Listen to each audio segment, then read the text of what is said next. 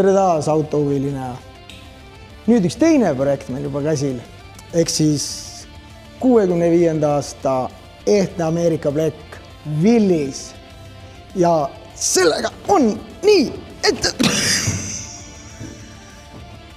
Ent tahab umbes 2 kuu pärast sellega hakata sõitma. Nagu näete, töö ei ole üldse hull.